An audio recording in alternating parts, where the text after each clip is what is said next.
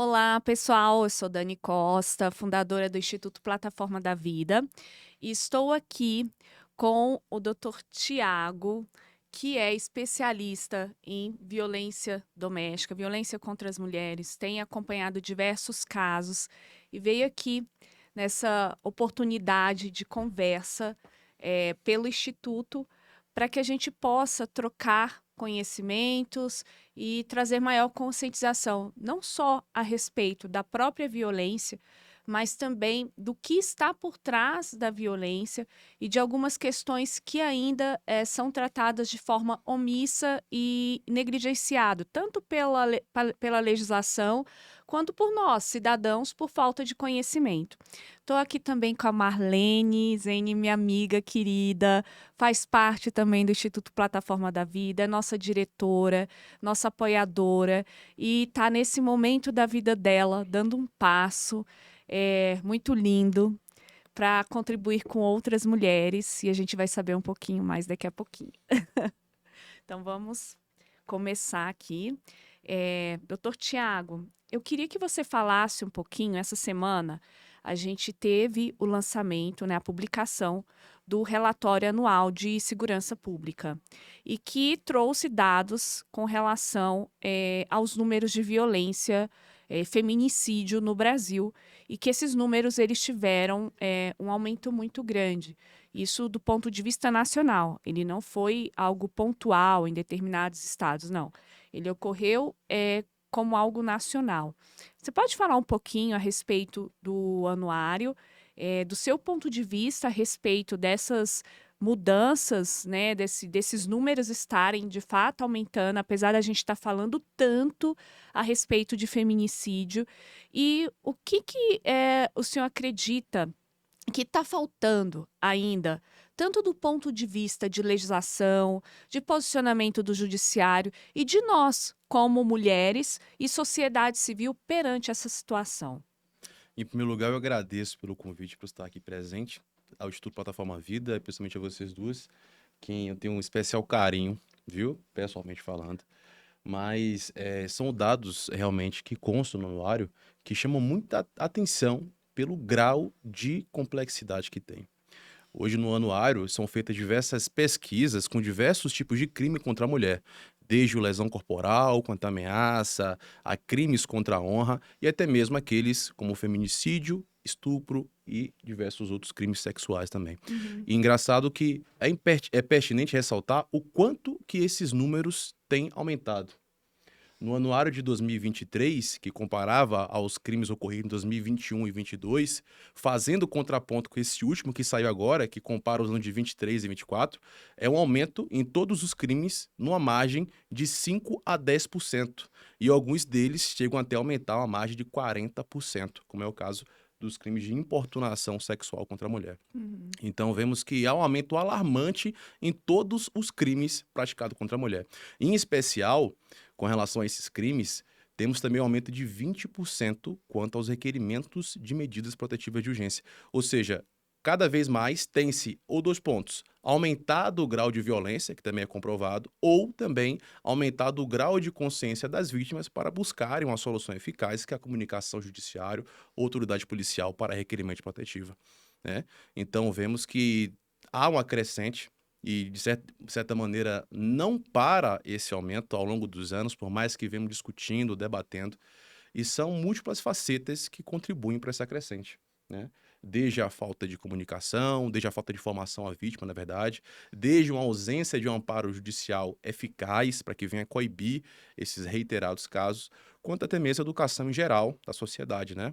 Da nossa criação e conscientização machista e conservadora em certos pontos, que é o que vem também contribuindo bastante para esses casos. Perfeito. E tem um ponto, doutor Tiago, que o senhor trouxe na sua fala com relação até a descredibilização da mulher com relação à situação. Porque muitas vezes a mulher ainda ela é descredibilizada. E apesar da gente estar falando a respeito da temática, existe uma nuance psíquica por trás, não é só questão de segurança pública, não é só uma questão legislativa. O legislador ele desconhece o fato psíquico do próprio ciclo do abuso e o quanto é importante eles tomarem conhecimento de como ocorre esse ciclo, mas principalmente da descredibilização da vítima, o que leva ela muitas vezes a não querer Sim. acionar a medida protetiva ou buscar ajuda quando de fato precisa. Temos por diversas maneiras analisar o seguinte: há um fator que, de certa maneira, influencia bastante a tomada de decisão da mulher, que é o apoio familiar, Uhum, a rede de apoio da vítima. Na maioria dos casos das clientes que eu atendo, muitas delas não têm um amparo da própria família para que ela venha buscar um amparo para cessar aquela violência, um uhum, auxílio para cessar aquela violência, seja a comunicação à autoridade policial, seja procurar um advogado para requerimento protetiva. E, claro, vem a fundamentação até esdrúxula de que ao você procurar noticiar esse fato, você vai acabar destruindo a sua família, né? uhum, Anulando ali as dores e o sofrimento da vítima que vem ao longo dos anos sendo violentada de N maneiras, né? uhum, Não só na esfera física, moral, psicológica, sexual e até mesmo patrimonial. uhum, Então, para além disso, o judiciário também vem tendo um certo retardo. Isso é estatisticamente comprovado. No último anuário de 23, foi reportado, salvo engano, uma porcentagem de 15% de medidas protetivas que foram indeferidas, que não foram concedidas, né? No anuário de 2024, esse número aumenta e chega a variar de 25% a 30%, né? uhum, Então, se formos analisar sobre o ponto de vista da porcentagem, pode até parecer pouco, uhum, mas se você pegar, como foi o dado estatístico do ano de 24, teve mais ou menos 600 mil requerimentos de medida protetiva no ano. Desses 600 mil, se você considerar uma margem de 20%, você tem praticamente 120 mil mulheres que não tiveram o amparo judicial através de medida protetiva. uhum, Então, são 120 mil casos uhum, que o judiciário se fechou e, de fato, não concedeu a medida, né? O que, obviamente, vem a desencadear ali uma reiteração por parte dos agressores, né? Uma uhum, sensação de impunidade no geral, né? uhum, E também vem crescendo os casos que envolvem a violência patrimonial à vítima, que é aquele menos discutido ainda hoje, uhum, menos do que a violência psicológica, né? Porque a violência patrimonial, na maioria das vezes, a vítima não tem nem coragem de denunciar, né? Por uhum. toda a manipulação sofrida e efetivada pelo agressor. Perfeito, perfeito. E com relação à violência patrimonial, qual é a maior dificuldade que o senhor enxerga da mulher reconhecer que de fato está vivenciando essa violência patrimonial? Porque tem uma questão muito clara até de educação, Sim, né? Cultural, com relação ao acesso a recursos financeiros por parte da mulher. Então, a mulher, no geral, ela foi criada, né, isso numa educação bem tradicional, patriarcal, machista, para ser dona de casa, para ser submissa ao homem, e muitas vezes está bem distante dessas questões relacionadas à vida financeira. sim, Isso eu vi na vida da minha avó, vi na vida da minha mãe, e sempre que uma mulher busca fazer um caminho diferente, ou ela vai ter uma vida assim muito solitária, sim. dentro da família, porque acaba sendo vista como um extraterrestre, né? Uhum. Ou uma mulher que não é uma mulher, é fora do padrão, e ela acaba sofrendo várias exclusões, aí já é uma forma de violência psicológica que essa mulher sofre dentro da própria família, Uhum. por ter acesso, às vezes, até uma vida financeira melhor do que os demais membros, ou por muitas vezes esses demais membros fazerem com que essa mulher tenha perdas financeiras para que ela volte para esse lugar que é o padrão da mulher submissa, sem acesso a recursos, ou que não tem autonomia sobre a sua vida e sua vida financeira. E o senhor enxerga que isso é um fator que impede muitas vezes essas mulheres identificar que elas estão sofrendo violência patrimonial. E o senhor podia falar um pouquinho o que configura a violência patrimonial na legislação, por gentileza? Olha, entre os diversos fatores, eu poderia apontar que um dos que mais influencia é a ausência de independência, de fato, a submissão, como você Uhum, disse, né? Então, quanto mais temos vítimas que não possuem a sua independência, gera todo o contexto de favorecimento ao próprio homem, ao violentador, em sua maioria dos casos, a fazer essas manipulações financeiras, de modo que a vítima, ao longo dos anos, nem sabe o que se passa com a economia familiar. né? Em que, em sua maioria, é tudo gerenciada pelo violentador, pelo Uhum. agressor, e a vítima não sabe quanto que temos, qual patrimônio temos. Já tive casos até em que o marido, ao longo de 20, 30 anos de casamento, construiu um patrimônio gigantesco, todo em nome da sua genitora, da sua mãe. Uhum. Então, observe, sempre há esse contexto ligado à falta de independência da vítima. Claro que outros fatores auxiliam ao longo do processo, né? Mas essa falta de independência da vítima, seja diversos fatores, ou a independência emocional, a independência psicológica, ou até mesmo o caso da independência financeira. Uhum. Tudo isso vem a contribuir. A violência patrimonial hoje, na legislação, ela é entendida como todo aquele ato que visa lesar o patrimônio da vítima de cunho financeiro, seja Uhum. ele ocultação de bens móveis, ocultação de bens imóveis e até mesmo a danificação de bens pessoais da vítima, objetos de trabalho da vítima. Uhum. Eu tive um caso recente em que a vítima me procurou porque ele estava com ciúmes, quer dizer, o agressor com ciúmes da vítima no trabalho e pegou o notebook dela de trabalho, que estava em casa, e quebrou tudo. Jogou pela parede, quebrou o celular dela. Então, são diversos atos que são compreendidos como violência patrimonial, mas todos eles com a natureza específica de lesionar um patrimônio da vítima, seja unicamente da vítima ou seja do casal através da ocultação por parte do agressor. Uhum. Perfeito. E quando o senhor traz essa questão de lesionar objetos de trabalho, entra tudo, né? Inclusive projetos pessoais que muitas vezes o agressor ele não valida o crescimento dessa mulher, não é um parceiro. A gente fala de uma Sim. parceria ali, né? No matrimônio, que é o que toda mulher espera do masculino. Então, ter um Uhum. parceiro apoiador que apoia essa mulher no crescimento profissional, no acesso a recursos financeiros. E muitas vezes esse agressor que tem um perfil narcísico, né, Sim. ele esconde isso, ele faz um processo de manipulação com a vítima que a vítima nem percebe que está sofrendo essas retaliações. E por isso que muitas mulheres entendem ou não apoiam outras mulheres, porque às vezes elas ficam do lado do agressor, Sim. porque não enxergam nesse agressor alguém que poderia estar fazendo isso com a vítima, porque ele é tão manipulativo e tão sutil na forma de agir que ele consegue manipular todos que estão em volta, inclusive a família. E de outro lado, ele também vai fazendo isso com a própria vítima que não consegue enxergar o nível de adoecimento E desse não percebe. parceiro Não e percebe. onde ela está, né, sendo colocada e para onde que ela está levando a vida dela, né? Quando eu conheci a Marlene, ela até me autorizou a contar aqui, Aham.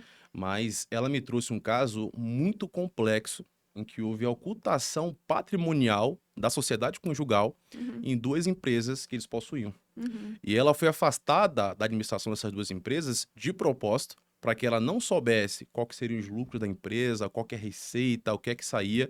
E ela, ao longo dos anos, acabou sendo manipulada para se afastar, para nem lembrar dessas empresas e da movimentação financeira que tinha, né? Então, quando ela me procurou, eu até orientei ela de início, imediatamente ingressar com medida protetiva, visando a proteção patrimonial dela, e em paralelo também ingressarmos com atuação civil para avisar, recuperar esse prejuízo que ela eventualmente sofreu ao longo desses anos, principalmente das empresas, né? Então, foi uma situação muito complexa mesmo, e que infelizmente não é raro acontecer hoje, né? Temos muitas situações semelhantes em que a vítima só vem a despertar ao longo dos anos, né? Só realmente com o tempo. E Marlene, já que o Dr. Tiago trouxe aqui, né, citou a sua situação, você pode falar um pouquinho, primeiro, como você conheceu o Dr. Tiago, o que que te levou a buscar o auxílio, né, de um advogado criminalista e nessa área, né, da violência doméstica, e como que aconteceu todo esse contexto? Como é que foi isso para você? Bom, eu sou Marlene Zene, né? Estou aqui nesse projeto de conscientização com nós mulheres para que a gente possa ter uma vida mais igual. E quando eu fui procurar uma advogada, isso foi no final de 2023. Eu já estava separada desde 2017 e eu não fui procurar por mim.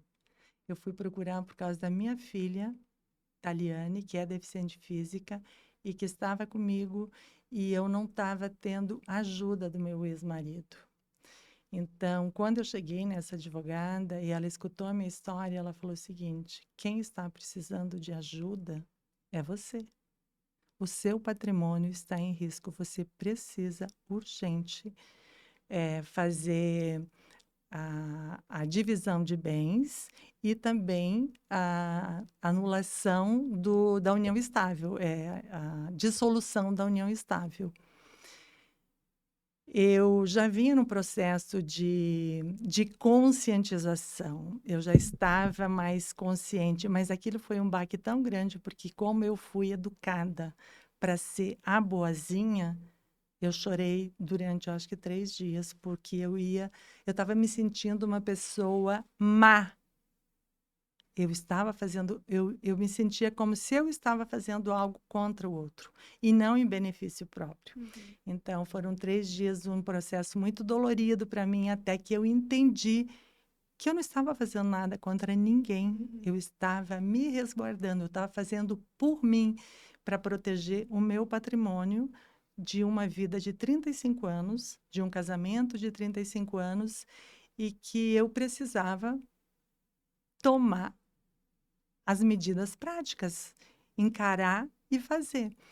E aí foi uma busca por advogadas, porque aquela advogada eu não me identifiquei muito, embora ela tenha me falado, ela estava um pouco, sabe, doente, ausente, então eu fui procurar outros advogados, e numa dessas advogadas que eu marquei uma reunião online, foram 2 advogadas, que inclusive foram elas que me indicaram o doutor Tiago, e elas falaram, Marlene... Aí eu contei que eu não estava mais recebendo meus repasses, porque meu marido estava me chantageando em assinar documentos que, se eu não assinasse, eu não tinha mais repasse de aluguel. Então, os repasses de aluguel era a minha sobrevivência.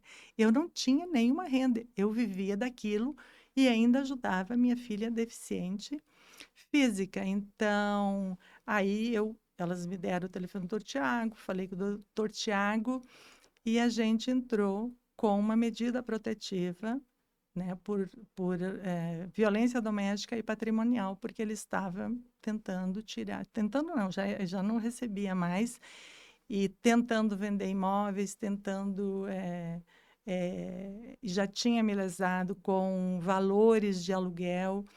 E aí eu fui tendo forças, conscientização de que eu precisava fazer, de que eu precisava ter coragem, pela primeira vez, de fazer algo por mim e pelas minhas filhas também, né? Mas foi pensando em mim, em toda a minha luta de uma mulher que foi ameaçada durante 35 anos de violência doméstica, que eu sofri toda uma história de manipulação, de traição, de, de chantagem, de abandono, de agressão moral e verbal, e que eu precisava fazer alguma coisa. Aí eu contratei o doutor Tiago e também, em seguida, uma advogada na área da família, para fazer a dissolução da união estável e também a partilha de bens.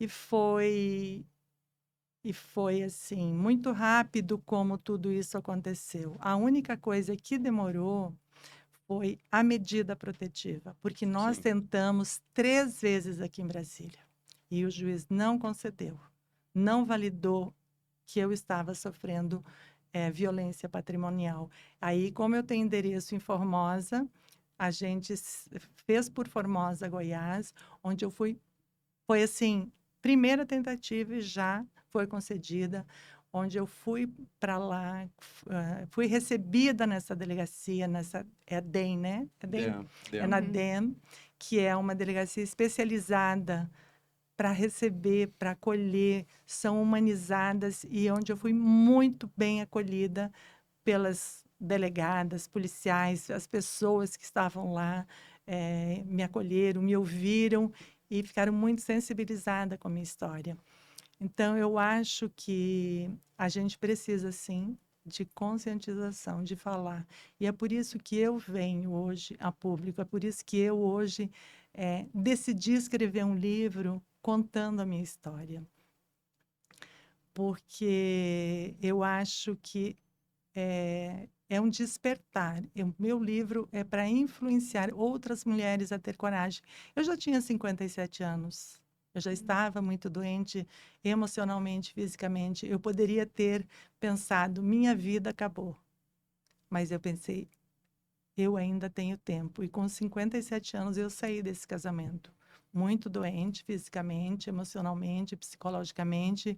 Foram mais 6 anos tentando curar toda essa dor, porque você, quando está num relacionamento tóxico, quando você é manipulada e dependente emocionalmente, fisicamente, você sai dali, você não é nada. Eu saí dessa relação para salvar o meu corpo físico. Eu nem pensava no meu lado emocional. E foi depois que eu saí desse relacionamento que eu vi que uma separação, ela não envolve só fisicamente, ela Sim. envolve mentalmente.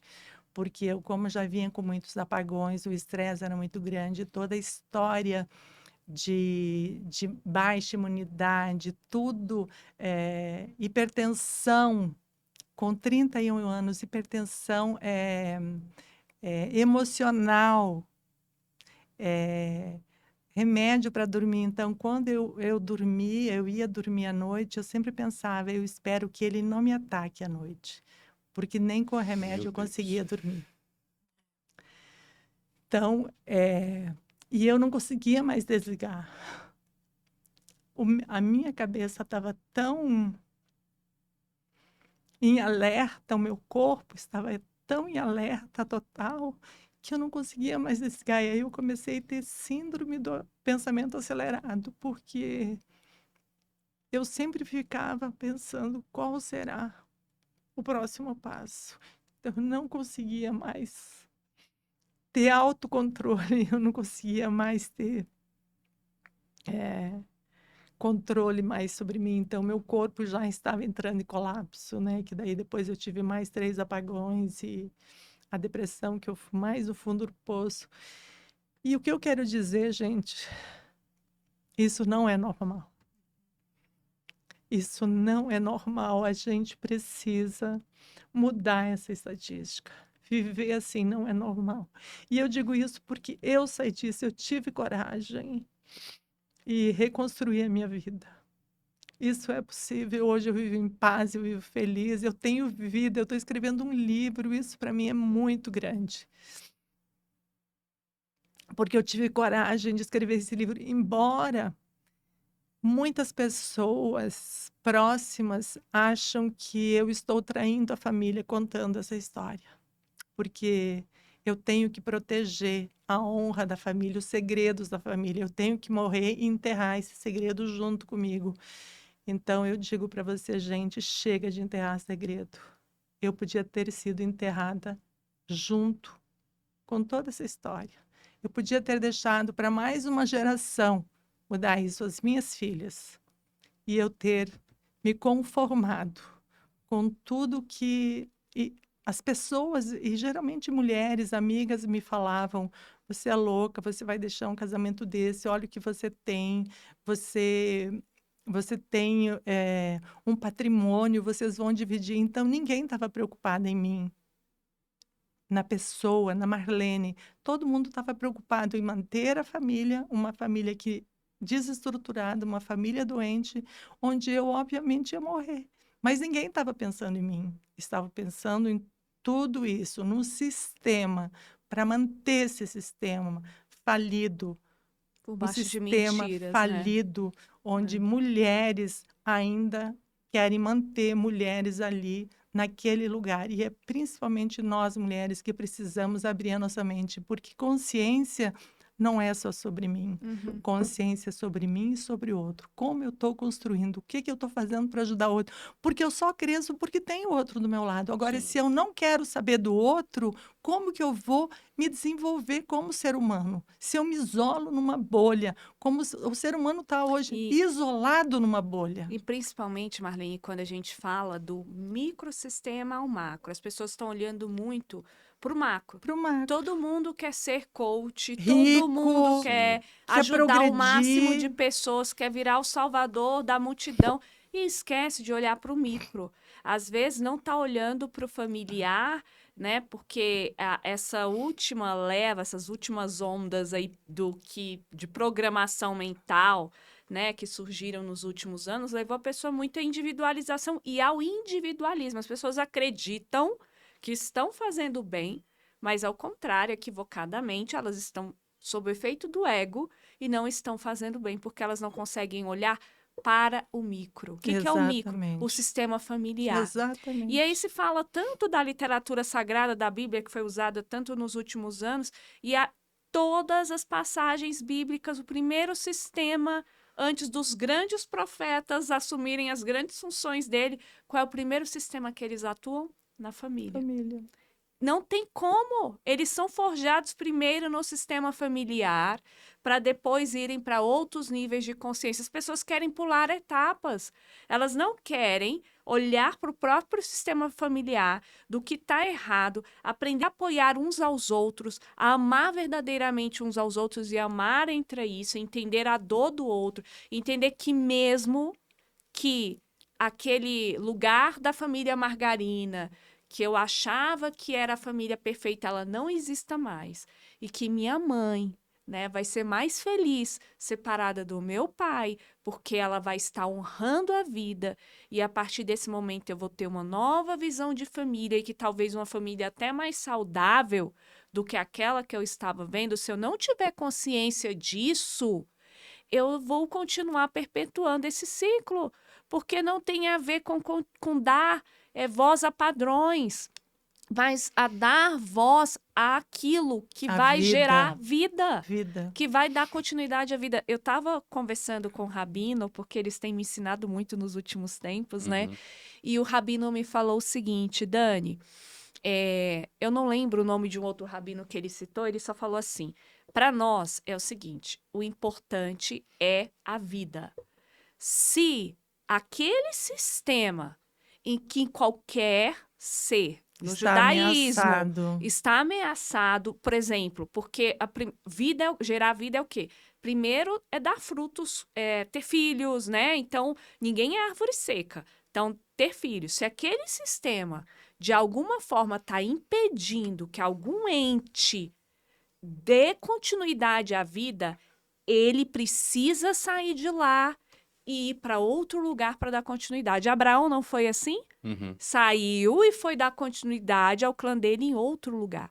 No judaísmo, eles entendem assim até hoje. E tanto é que ele falou, hoje tem redes sociais, as pessoas descobrem onde estão. Mas antigamente, eles saíam e iam para qualquer lugar, a pessoa nem sabia. Por isso que tem tanto judeu aí, né, por aí, Sim. porque eles iam para outras terras para prosperarem. Às vezes largavam as famílias justamente por conta dessa questão. Se eles estavam vendo que não estava prosperando ali, eles iam fazer isso no outro lugar. Eu trouxe esse contexto aqui para a gente ampliar a consciência de que se algo não está mais levando à prosperidade, e a gente está falando do contexto do feminino, da mulher, a mulher que é responsável de trazer a vida, ela que gesta. Se essa mulher está em risco, se ela psiquicamente está em risco e ela não está em bem-estar, a gente precisa olhar para isso e entender que tem alguma coisa muito errada aí sim. Então, assim, Marlene, você primeiro tá de parabéns pela sua coragem. Eu sei que não deve ter sido fácil, não tem sido fácil a sua luta, porque é desafiador, são anos vivendo essa relação tóxica e abusiva. Você construiu uma família que você acreditou também. Você tem 3 filhas, tem netas, né? E olhar para isso tudo e dizer, olha, eu construí essa história, mas essa história não faz mais Não sentido me para mim. representa E mais. agora eu estou disposta a construir algo novo. E é isso que você traz no seu livro também.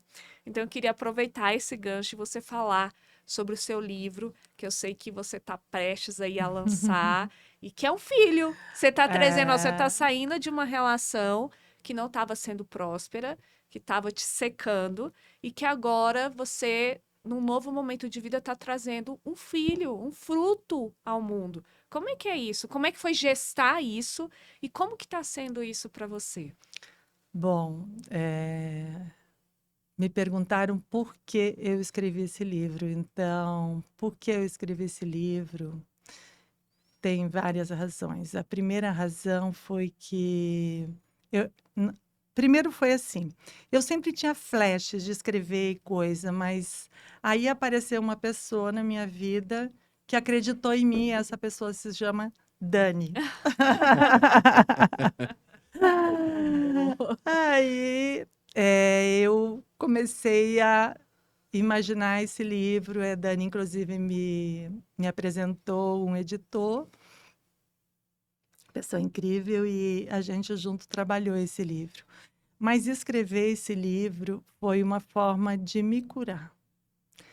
Cada vez que eu entrei em contato com toda a dor que eu sofri, era uma forma de arrancar essa dor de dentro de mim e de ressignificar.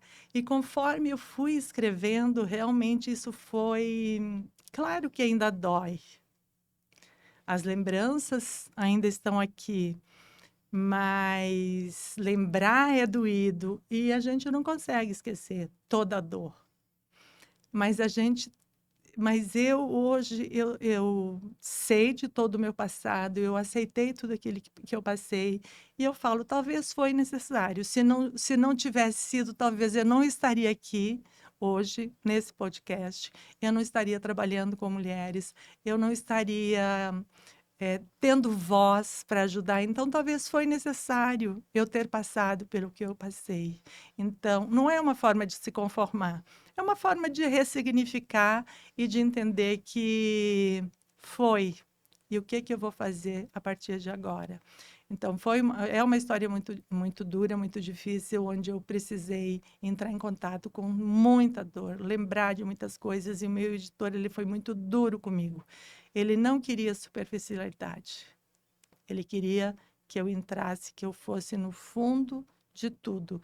Então, eu tive que entrar profundamente em toda essa história. E você observa, já fazendo um contraponto, aproveitando o fio da meada, mas observe o que cada história traz consigo. Não é apenas um fato de um crime, é uma vida, É é uma um vida. tormento psicológico. É. Então, já fazendo esse contraponto aos dados do anuário, tente imaginar o que seria uma visão macro dos 660 mil requerimentos de medida protetiva que tivemos a mais de 20% como recusado. Quantas e quantas vítimas não sofreram na sua esfera física, patrimonial, Psicológico. psicológica? Inclusive, até há de se considerar também que algumas dessas protetivas alcançam também proteger menores, filhos do casal, né? Uhum. Após a discussão e a morte do Henry do Borel, estendeu-se então essa preocupação também para abarcar esse cuidado com os filhos. E só a título de exemplo, eu advoguei um caso que me chamou muita atenção, porque quem me procurou foi a vítima, explicou todo o contexto dela, e ao final do atendimento dela me falou assim, inclusive meus filhos hoje, de 5, 6 anos de idade, 2 meninos, têm trauma do pai.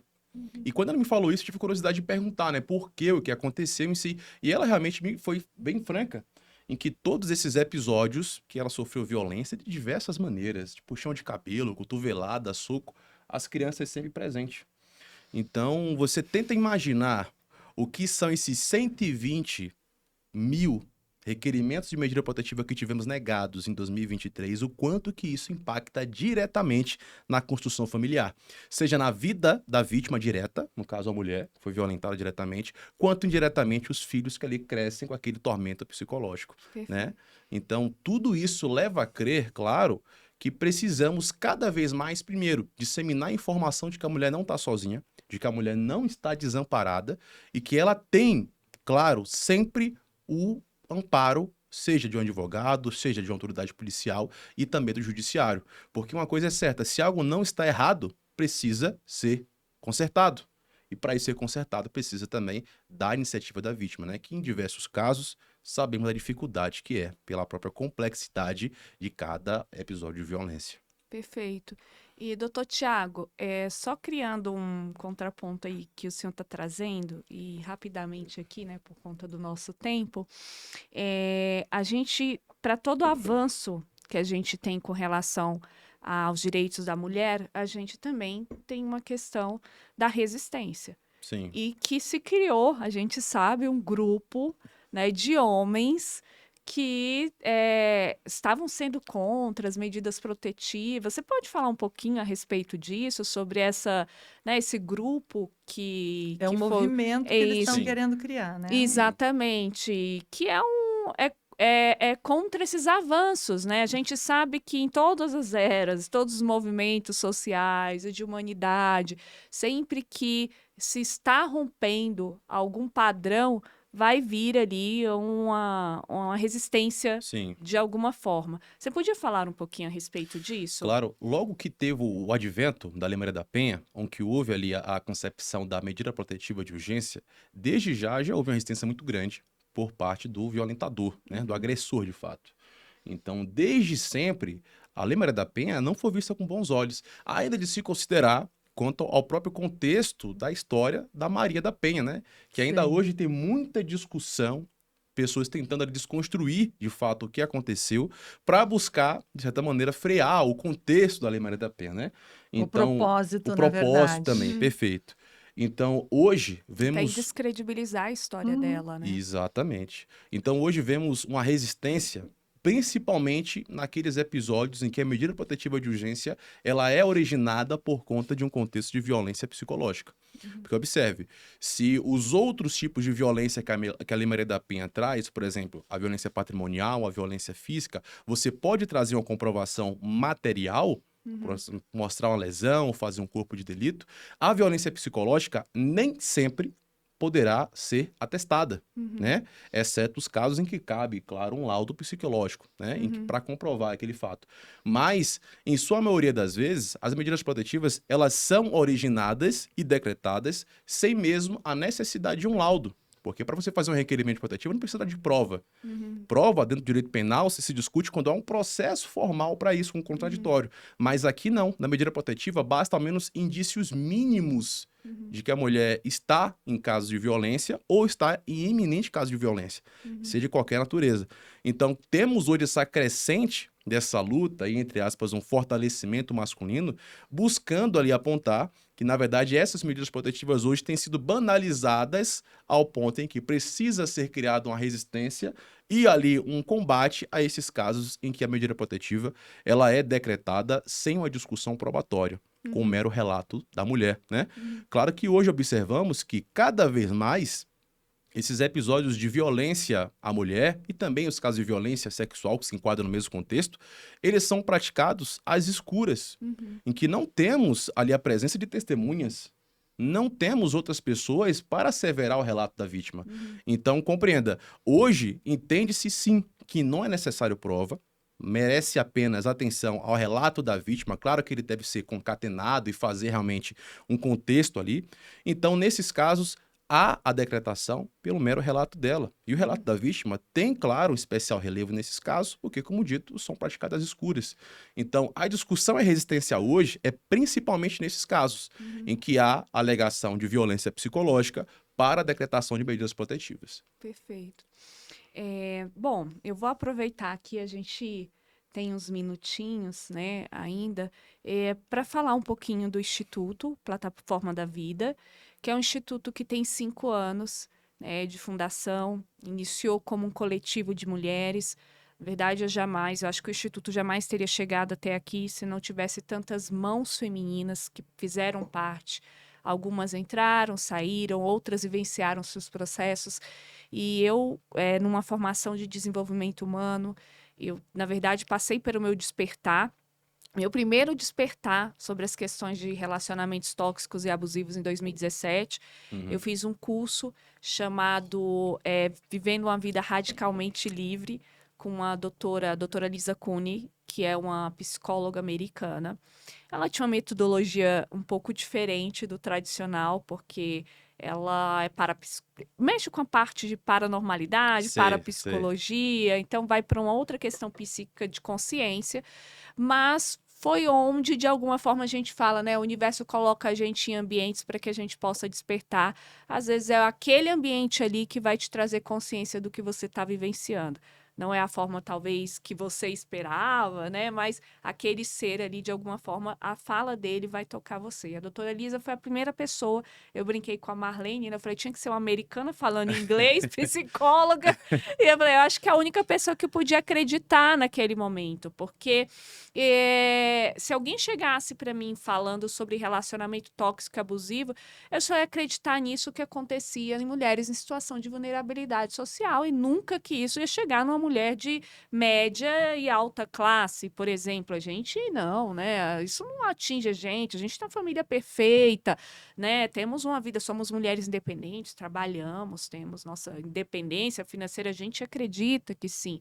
E aí, quando ela foi trazendo algumas falas que vai de um contexto desde cultural, social, internacional da mulher, e ali eu fui identificando e falando, meu Deus, a gente passou séculos e séculos em gaiolas, e eu acho que, enfim, né, tem uma missão aí. E eu fiquei tão enlouquecida com as coisas que a doutora Lisa falava, que eu comecei meio que a perseguir essa mulher e fui fazer os cursos dela E todos, sabe? despertando. E despertando. Isso foi em 2017 e fui fazendo outros cursos. Quando foi em 2019, veio a pandemia, 2020, né, com a Sim. pandemia, aumentou os números de violência, surgiu um instituto, a ideia do instituto, e fui conectando com outras mulheres e surgiu a parceria com a Casa Noeli, em Ariquemes, Rondônia, no norte do país.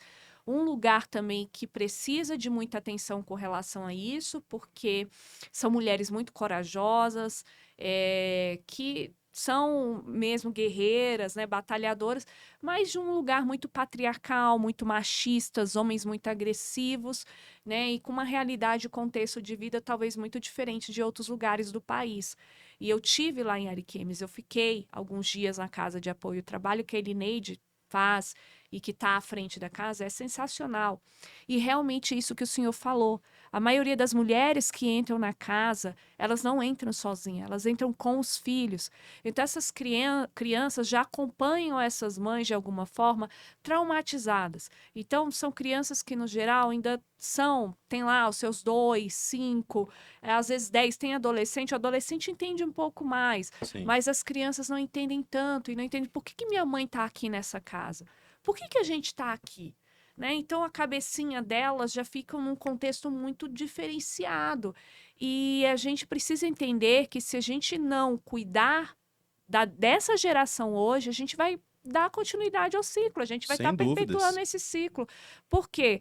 Porque ou ela vai vir a ser um agressor, ou vai vir A a ser a vítima. vítima. Sim. Então, assim, é um ciclo que não se rompe. E só vem a se romper com mudanças. Não tem como. E a gente precisa, assim, realmente apoiar essa mulher, tanto do ponto de vista doméstico, porque o anuário traz, eu vi ali que o maior volume de violências acontecem ainda no ambiente de casa, no Sim. ambiente familiar, mas também o contexto que a gente não falou aqui, não teve oportunidade, mas eu queria aproveitar esses minutinhos, no ambiente de trabalho, Sim. que a gente está fazendo um trabalho em conjunto com a deputada, a equipe da deputada Dandara Totzin, né, pelo Partido dos Trabalhadores, né? Eu Sim. tenho permissão de falar isso aqui e agradecer o apoio. Só falando, gente, não tenho bandeira partidária, tá? Só explicando como aconteceu o processo.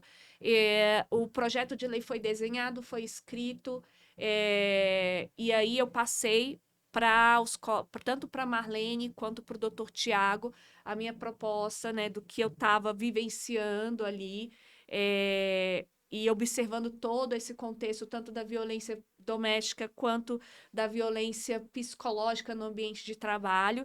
E aí veio a ideia do projeto de lei e distribuir isso para alguns deputados. Então, o gabinete da deputada Dandara foi o primeiro a ter o retorno e que deu continuidade ao nosso trabalho e que nos chamou para fazer esse trabalho de forma coletiva. Então, eu tenho gratidão por isso. A gente não recebeu o retorno dos outros deputados e a gente está aberto aí também a seguir com o trabalho em conjunto. E eu também queria convidar aqui o doutor Tiago para falar um pouquinho sobre esse PL, né, que é um PL que a gente está construindo para falar exatamente sobre a violência psicológica no ambiente de trabalho e o quanto também o trabalho pode ter o mesmo papel do agressor quando essa mulher sofre assédios ou qualquer tipo de violência no ambiente de trabalho, uma vez que ela depende daquele recurso financeiro, muitas vezes por ser, às vezes, chefe de família, ou para sustentar aquela família, ou depender daquele meio para sair de um relacionamento abusivo e tóxico no ambiente familiar. Então, a mulher, muitas vezes, sai de uma gaiola e entre outra, e aquilo dali a gente não tá... Na verdade, é um contexto que a gente não contribui. A gente precisa trabalhar todos os ambientes em que essa mulher pode estar, de alguma forma, suscetível a algum nível de abuso. E aí eu queria que E o quanto que isso afeta a performance dela como profissional. Como isso afeta a vida dessa mulher. Porque se ela em casa tem violência doméstica e vai para o trabalho e tem violência também no trabalho, como isso impacta a vida de uma mulher negativamente. Isso é muito sério. Exatamente, Esse exatamente. projeto de lei, e aqui já trago 1000 parabéns para vocês do Instituto, porque realmente é um projeto de lei que foi muito detalhado na proteção da mulher e realmente contra os casos de misoginia no ambiente de trabalho. Mas hoje, no geral, temos, inicialmente, que a Lei Maria da Penha, ela não serve para abranger apenas relações de afeto, né? Mas também relações familiares e também relações de trabalho. Então, havendo a discriminação misógina no ambiente de trabalho, claro que a gente precisa de um amparo legal para isso. E até o momento, pouco se discutia uma legislação específica para abranger esses casos. Uhum. Entende? Então, com o PL, como eu tive a oportunidade de participar dessas discussões, a gente conseguiu ali desenhar uma proteção legal, que espero que logo em breve seja aprovado, a gente venha a conseguir pôr em prática isso, para que a gente consiga barrar algumas barreiras também de violência contra a mulher, de violência de discriminação misógina no ambiente de trabalho. Então, temos o contraponto, a própria Lei Maria da Penha, que, salvo engano, no artigo 9º, traz a especificação que é resguardado à mulher o amparo do Estado para também, em casos de violência, o afastamento do ambiente de trabalho com a remuneração, para que ela não venha a ter prejuízo. Só que ali a Lei Maria da Penha, ela não é concreta em especificar quem que dará esse amparo remunerado à vítima, né? A lei não vem estabelecendo os ditames legais, se seria a Seguridade Social, se seria o próprio empregador.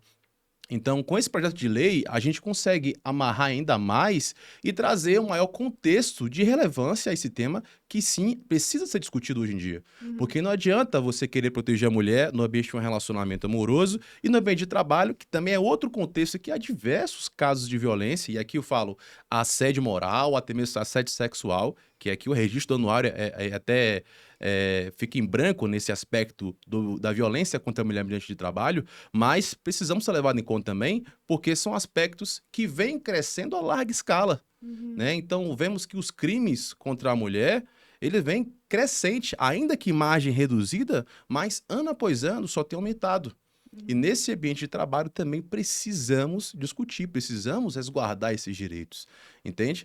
Então, até mesmo no PL, tem a discussão quanto a uma certificação para a empresa que, claro, visa a proteção da mulher. Uma empresa ali que é diligente a esses casos de assédio, de importunação, ou seja lá qual tipo de violência, mas que atende aos critérios de ouvir, entender o caso e tomar as medidas cabíveis, né?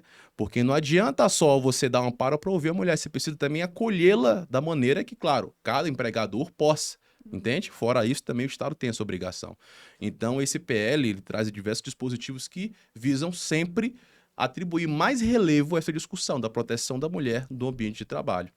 Perfeito.